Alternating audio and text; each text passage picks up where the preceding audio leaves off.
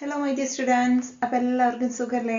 അപ്പോൾ നമ്മൾ ഇന്നത്തെ ക്ലാസ്സിൽ നമ്മൾ ഡിസ്കസ് ചെയ്യുന്നത് നാലാമത്തെ ചാപ്റ്റർ, അതായത് ബ്രിട്ടീഷ് എക്സ്പ്ലോയിറ്റേഷൻ ആൻഡ് റെസിസ്റ്റൻസ് എന്ന് പറയുന്ന ചാപ്റ്ററിൽ നിന്നുള്ള പാർട്ട് 2 ആണ് നമ്മൾ ഡിസ്കസ് ചെയ്യുന്നത്. സോ ഫസ്റ്റ് പാർട്ടിനകത്ത് നമ്മൾ British land revenue settlements, permanent land revenue settlement, ryotwari system, mahalwari system, ഈ പറയുന്ന പാർട്ടുകളെല്ലാം നമ്മൾ ഡിസ്കസ് ചെയ്തു. ബട്ട് ഇന്നത്തെ സെഷനിൽ നമ്മൾ ഡിസ്കസ് ചെയ്യുന്നത് 4 റിവോൾട്ടുകളാണ്. Indigo revolt, Santhal rebellion, Mappila rebellion and Kurichya revolt. ഈ 4 ടോപ്പിക്സ് ആണ് നമ്മൾ ഡിസ്കസ് ചെയ്യുന്നത്. അപ്പോൾ അധികം വൈകാതെ തന്നെ നമുക്ക് ടോപ്പിക്കിലേക്ക് എടുക്കാം. അപ്പോൾ ചാനൽ ആദ്യമായിട്ട് കാണുന്നവരുണ്ടെങ്കിൽ ജസ്റ്റ് ഒന്ന് സബ്സ്ക്രൈബ് ചെയ്യുക, സപ്പോർട്ട് ചെയ്യുക. ഓക്കെ, അപ്പോൾ ഈ ഒരു ചാപ്റ്ററും കൂടി നമുക്ക് ഈ പറയുന്ന ക്വാർട്ടർലി എക്സാമിന് ഉണ്ടായിരിക്കുന്നതായിരിക്കും. ഓക്കെ, അപ്പോൾ നമുക്ക് മൂവ് ചെയ്യല്ലേ. അപ്പൊ നമ്മുടെ ആദ്യത്തെ ഏരിയ എന്ന് പറയുന്നത്, അപ്പൊ നമ്മൾ ശരിക്കും ഇൻഡിഗോ റിവോൾട്ട് ആണ് നമ്മുടെ ഫസ്റ്റ് ടോപ്പിക് എങ്കിലും സോ അതിലേക്ക് കിടക്കുന്നതിന് മുമ്പ് കമേഴ്ഷ്യലൈസേഷൻ ഓഫ് അഗ്രികൾച്ചർ എന്താണ് എന്നുള്ളത് നമ്മൾ മനസ്സിലാക്കേണ്ടതുണ്ട്. So what you mean by commercialization of agriculture? കൃഷിയുടെ വാണിജ്യവൽക്കരണം. ഓക്കെ, അതെന്താന്നുള്ളത് നോക്കാം. Traditionally the peasants in India were engaged in agriculture mainly to produce things only to meet the needs of their family and the village. അപ്പോൾ ശരിക്കും പറഞ്ഞു കഴിഞ്ഞാൽ പെസൻസ്, അതായത് നമ്മുടെ ഈ പറയുന്ന കർഷകര് ട്രഡീഷണലി ചെയ്തുകൊണ്ടിരുന്നത് ഇന്ത്യയിൽ എന്തായിരുന്നു, അവരുടെ ഫാമിലിക്കും അവരുടെ വില്ലേജിനും മീറ്റ് ചെയ്യാനുള്ള സാധനങ്ങൾ മാത്രമാണ് പ്രൊഡ്യൂസ് ചെയ്തിരുന്നത്. പക്ഷേ during the British rule they were compelled to cultivate crops according to the market needs. മാർക്കറ്റിന് എന്താണോ ആവശ്യം അതിനനുസരിച്ചുള്ള ക്രോപ്സ് കൾട്ടിവേറ്റ് ചെയ്യേണ്ട അവസ്ഥയിലേക്ക് അവരെ കമ്പൽ ചെയ്യുക ചെയ്തത്.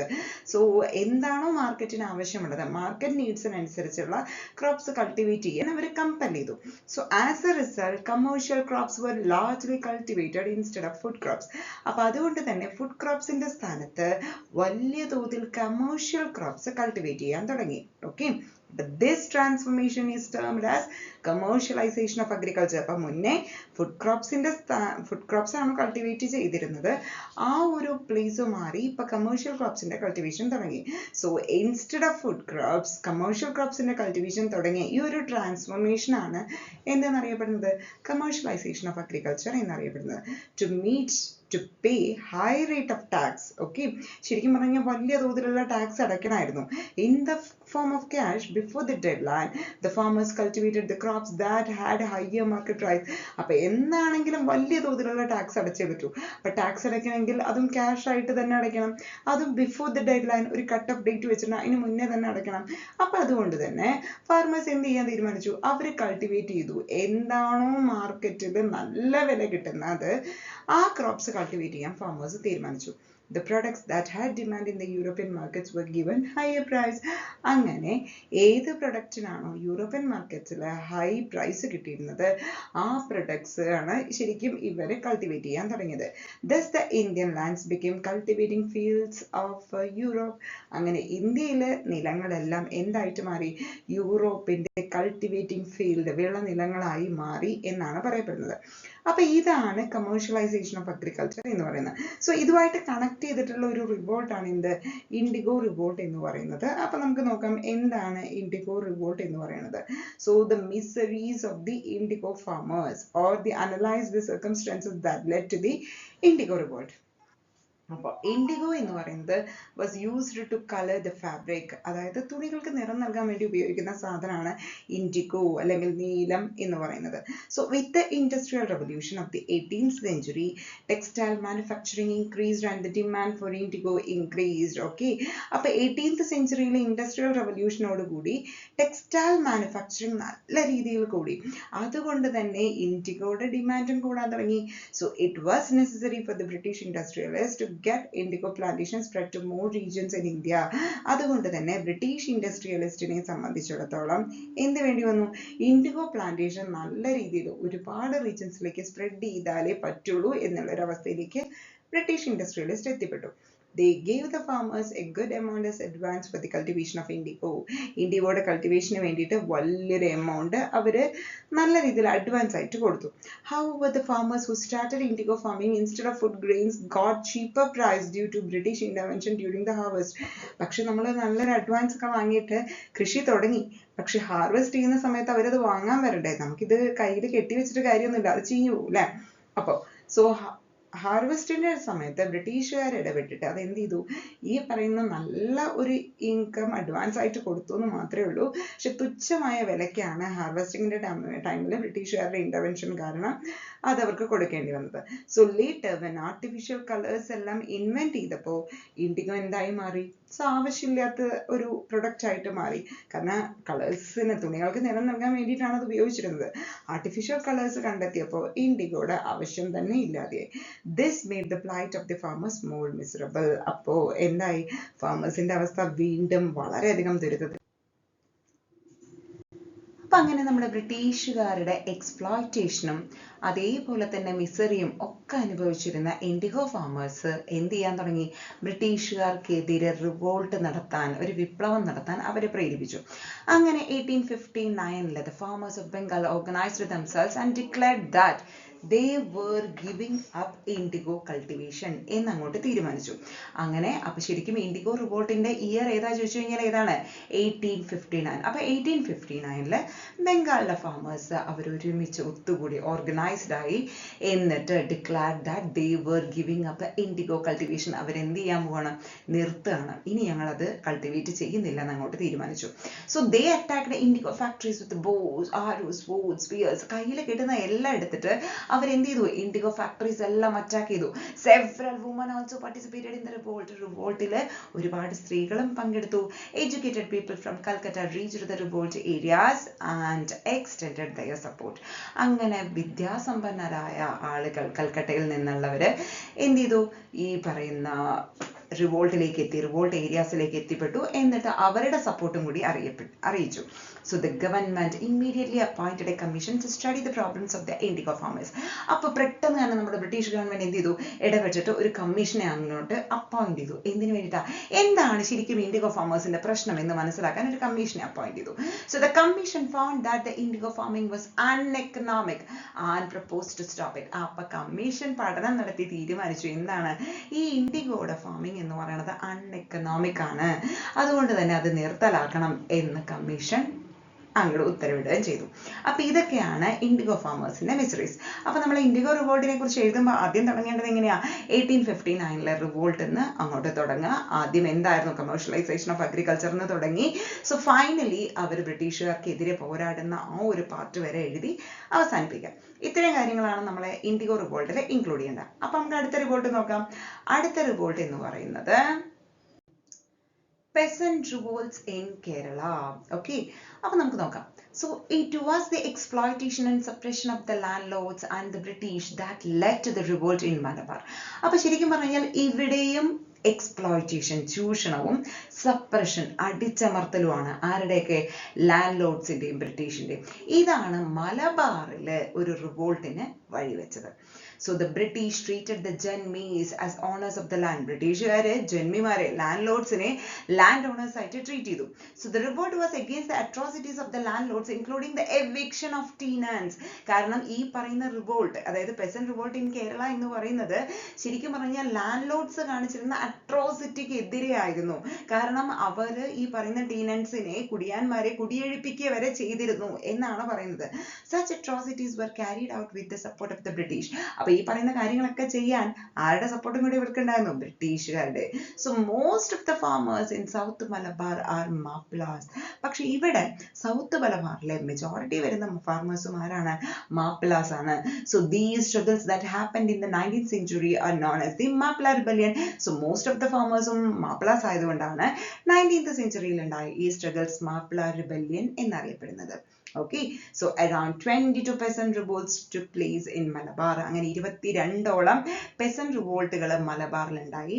അപ്പൊ ഇതിനെല്ലാം അടിച്ചമർത്താനായിട്ട് British raised a special armed police ബറ്റാലിയനെ ബ്രിട്ടീഷുകാർ പുറത്തിറക്കി. അതാണ് എന്ത് പേരിൽ അറിയപ്പെടുന്നത്? മലബാർ സ്പെഷ്യൽ പോലീസ്, MSP എന്ന് അറിയപ്പെടുന്നത്.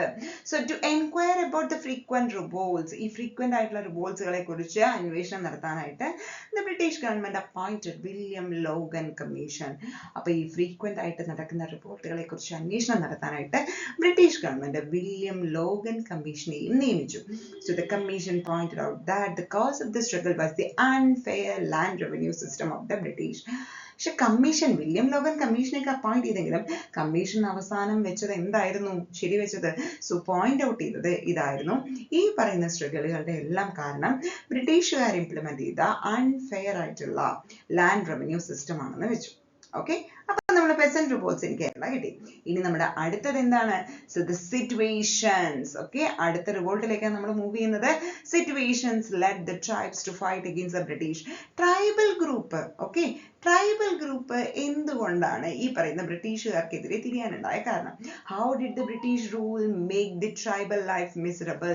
എങ്ങനെയാണ് British rule tribal life miserable ആക്കി മാറ്റിയത്? So the major means of livelihood of tribes were gathering forest product, cattle rearing, shifting cultivation and hunting. അപ്പൊ ശരിക്കും പറഞ്ഞു കഴിഞ്ഞാൽ ഈ ട്രൈബൽ ഗ്രൂപ്പിന്റെ മേജർ മീൻസ് ഓഫ് ലൈവ്ലിഹുഡ്, അവരുടെ മെയിൻ ആയിട്ടുള്ള ഉപജീവന മാർഗം എന്ന് പറയുന്നത് ഫോറസ്റ്റ് പ്രൊഡക്റ്റുകളൊക്കെ ഗ്യാദർ ചെയ്യുക, അതേപോലെ കാറ്റൽ റിയറിംഗ് ചെയ്യുക, ഷിഫ്റ്റിംഗ് കൾട്ടിവേഷൻ, ഹണ്ടിങ്, ഇതൊക്കെയായിരുന്നു. അപ്പൊ forest act imposed by the British made their life miserable. പക്ഷെ കുറച്ച് ഫോറസ്റ്റ് ആക്ടുകൾ ബ്രിട്ടീഷുകാർ ഇംപ്ലിമെന്റ് ചെയ്തിരുന്നു, അതോടുകൂടി അവരുടെ ജീവിതം ദുരിതപൂർണമായി. So they were prohibited to enter the forest when the British declared forest as protected. കാരണം എന്താ? ഫോറസ്റ്റുകളെ പ്രൊട്ടക്റ്റഡ് ആക്കി ബ്രിട്ടീഷുകാർ അങ്ങോട്ട് ഡിക്ലെയർ ചെയ്തപ്പോ അവർക്ക് ഫോറസ്റ്റിനകത്തേക്ക് പോലും എൻ്റർ ചെയ്യാൻ പറ്റാതെയായി. So the British widely felled the trees from the forest to lay railway lines and build ships and for plantations. അവരുടെ പ്ലാന്റേഷന് വേണ്ടിയിട്ടും ഷിപ്പുകൾ നിർമ്മിക്കാൻ വേണ്ടിയിട്ടും റെയിൽവേ ലൈൻസിനൊക്കെ വേണ്ടിയിട്ട് വലിയ തോതിൽ മരങ്ങളെല്ലാം വെട്ടാൻ തുടങ്ങി അവര്. So the British levied tax at higher rates on the forest produce collected by the tribes. ഇനി ട്രൈബൽസ് വല്ല സാധനങ്ങളും ഫോറസ്റ്റ് നിന്ന് കളക്ട് ചെയ്യുകയാണെന്നുണ്ടെങ്കിൽ അതിന് വലിയ തോതിലുള്ള ടാക്സും Britishers ഈടാക്കിയിരുന്നു. These situations led the tribes to fight against the British. അപ്പൊ ഇതൊക്കെയാണ് ബ്രിട്ടീഷുകാർക്കെതിരെ ട്രൈബൽസ് തിരിയാൻ കാരണം. the rhythm of their life, അവരുടെ ജീവിതത്തിന്റെ താളം തന്നെ തെറ്റി, was disturbed with the establishment of the British rule. British rule establish ചെയ്തതോടുകൂടി അവരുടെ ജീവിതത്തിന്റെ rhythm of life was disturbed. Zamindars and money lenders captured their land. അവരുടെ ലാൻഡ് ഏരിയ ആരൊക്കെ പിടിച്ചെടുത്തു? സമീന്ദാർമാരും മണി ലെൻഡർമാരും കൂടെ ചേർന്ന് പിടിച്ചെടുത്തു. The British officers made them work as slaves in laying railway lines. Railway lines നിർമ്മിക്കുന്ന സമയത്ത് അവരെ ശരിക്കും അടിമകളായിട്ട് പണിയെടുപ്പിച്ചിരുന്നു. When their life became unbearable, അതായത് അവർക്ക് സഹിക്കാൻ പറ്റാണ്ടായപ്പോ they decided to take up arms against the British under the leadership of Sidhu and Kanhu. അപ്പൊ Sidhu and കൻഹു ഈ രണ്ട് ലീഡർമാരുടെ നേതൃത്വത്തിൽ എന്ത് ചെയ്തു? ബ്രിട്ടീഷുകാർക്കെതിരെ പോരാടാൻ ആര് തീരുമാനിച്ചു? ട്രൈബൽ ഗ്രൂപ്പ് തീരുമാനിക്കുകയാണ്. അപ്പൊ നമുക്ക് നോക്കാം, അതാണ് സന്താൾ റിബല്യൻ എന്നറിയപ്പെടുന്നത്. ഓക്കെ, അപ്പൊ the held in Bengal, Jharkhand and Bihar 1855 Santhal rebellion നടക്കുന്നത്. അതും എവിടെയാണ്? ബംഗാൾ, ജാർഖണ്ഡ് ആൻഡ് ബീഹാറിൽ. Okay, the Santals were a tribal people who lived in the valley of the Rajmahal Hills in the states of Bihar, Jharkhand and Bihar. Okay, ഏതൊക്കെ സ്ഥലങ്ങളിലാണ്? ബീഹാറും ജാർഖണ്ഡ്, ബംഗാൾ, ഈ മൂന്ന് റീജിയൻസിലെ സന്താൽസ് എന്ന് പറയുന്നത് എന്താണ്? ട്രൈബൽ പീപ്പിൾസ് ആണ്. അവരെവിടെയാ താമസിച്ചിരുന്നത്? രാജ്മഹൽ ഹിൽസിലായിരുന്നു താമസിച്ചിരുന്നത്. Valley of the Rajmahal hills. അതും ഏത് സ്റ്റേറ്റ്സിലാണ് ഇൻക്ലൂഡ് ചെയ്യുന്നത്? Bihar, Bengal and Jharkhand. They lived closely with the nature and earned a living by farming and collecting forest products. Forest പ്രൊഡക്റ്റുകൾ കളക്ട് ചെയ്തിട്ടും അതേപോലെ ഫാമിംഗ് ഒക്കെ ചെയ്തിട്ടാണ് അവരുടെ ജീവിതത്തിനുള്ള ഒരു ഉപജീവന മാർഗം അവർ കണ്ടെത്തിയത്. They were sturdy and hard working and had their own unique culture. അവർ ഭയങ്കര അധികം നല്ല രീതിയിൽ അധ്വാനിക്കുന്ന ഒരു വിഭാഗമായിരുന്നു. അവർക്ക് അവരുടേതായിട്ടുള്ള ഒരു യുണീക് കൾച്ചർ ഉണ്ടായിരുന്നു. പക്ഷേ അവരുടെ ജീവിതത്തിന്റെ താളം തെറ്റാൻ കാരണം എന്താണ്? ബ്രിട്ടീഷ് റൂൾ എസ്റ്റാബ്ലിഷ് ചെയ്തതാണ്. അങ്ങനെ സമീന്ദാസും മണി ലെൻഡേഴ്സും അവരുടെ ലാൻഡ് പിടിച്ചെടുത്തു. ബ്രിട്ടീഷ് ഓഫീസേഴ്സ് ശരിക്കും റെയിൽവേ ലൈൻസ് നിർമ്മിക്കുന്ന സമയത്ത്, അത് സെറ്റ് ചെയ്യുന്ന സമയത്ത് അവരെ അടിമകളായിട്ട് പണിയെടുപ്പിക്കുകയൊക്കെ ചെയ്തിരുന്നു. So when their life became unbearable ആയപ്പോൾ അപ്പോഴാണ് അവർ ബ്രിട്ടീഷുകാർക്കെതിരെ പോരാടാൻ തീരുമാനിച്ചത്. അതിന് നേതൃത്വമാണ് സിദ്ധു ആൻഡ് കൻഹു കൊടുത്തത്. അപ്പൊ നമ്മൾ മുമ്പ് പറഞ്ഞ കാര്യം ഈ പറയുന്ന സന്താൾ റിബല്യൻ ട്രൈബൽസിന്റെ എഫക്റ്റുമായിട്ട് നമുക്ക് കണക്ട് ചെയ്യാൻ പറ്റും അല്ലെ? അപ്പൊ ഇതാണ് നമ്മുടെ സന്താൾ റിബല്യൻ. ഇനി നമുക്ക് അടുത്ത ഒരു റിബല്യനിലേക്ക് കിടക്കാം, റിവോൾട്ടിലേക്ക്. That is the Kurichya revolt. ഇത് എന്നാ നടക്കുന്നത്? 1812. Okay, Kurichya revolt was organized by Kurichya and the Kurimba tribes of Wayanad. വയനാടിലെ കുറിച്യ ആൻഡ് കുറുംബ ട്രൈബ്സ് ചേർന്നിട്ട് 1812 ഇത് ഓർഗനൈസ് ചെയ്യുന്നത്. Imposition of excessive tax by the British, അതാണ് അതിന്റെ കാരണം.